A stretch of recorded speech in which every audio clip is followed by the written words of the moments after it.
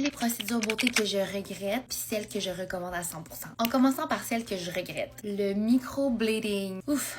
Moi, quand j'étais jeune, j'avais des immenses chenilles, ok? Plus grosses que ça. Puis je me faisais écœurer parce que mon poil, il descendait jusqu'ici. Puis encore aujourd'hui, il faut vraiment que je m'épile parce que sinon, tu sais, on en voit, là. Puis là, quand je commençais sur les médias sociaux, là, il y avait une mode de microblading. Je vais pas nommer la clinique parce que je pense juste que c'est la procédure qui est peut-être pas faite pour moi, mais j'ai fini avec une genre de petite teinte rougeâtre. Je sais pas si vous voyez. Qui est comme jamais vraiment partie. Puis en même temps, it makes sense parce que le sous-ton du brun foncé, c'est rouge. En tout cas, je sais pas quoi faire parce que j'ai vraiment, j'allais dire une relation amoureuse, mais juste la haine envers mes sourcils. Ensuite, trop de lip fillers. Je monte mes lèvres avant. Mon nez, c'était comme trop gonflé ici. J'avais juste plus de possibilité de faire ça. On est genre trop rajouté au fil du temps, puis ça a migré. Heureusement, je suis allée les faire enlever, puis ça, je regrette pas du tout. Puis j'ai rien contre ça. Je pense juste que des fois, c'est bon d'aller rebalancer le tout, de les enlever au complet et d'en remettre si tu désires plus tard. J'ai déjà essayé le Botox une fois, genre du baby Botox ici, parce que j'ai des petites lignes, et j'ai regretté. On dirait que genre, je suis claustrophobique du visage, pas avoir d'expression. En même temps, pour vrai, ce beau, des plis, je mets des vraiment bons soins de la peau pour avoir une bonne peau qui va être élastique. Pour moi, ça le fait. Je pense pas que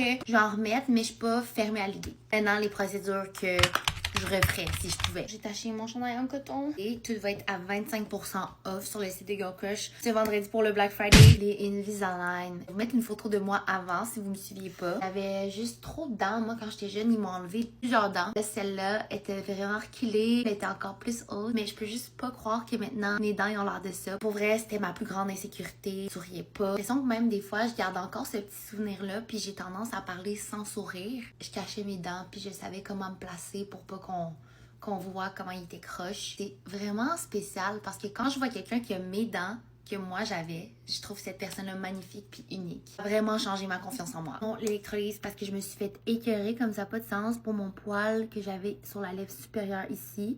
Je voulais manquer l'école tellement j'étais vraiment gênée d'aller à l'école parce que j'avais peur de ce gars spécifiquement qui m'intimidait.